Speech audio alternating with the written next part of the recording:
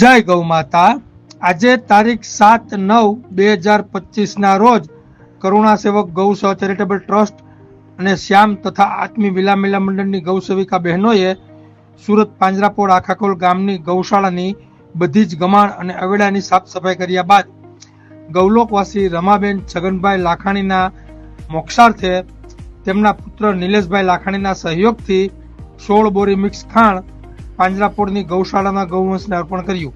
જય ગૌ માતા, જય ગોપાલ।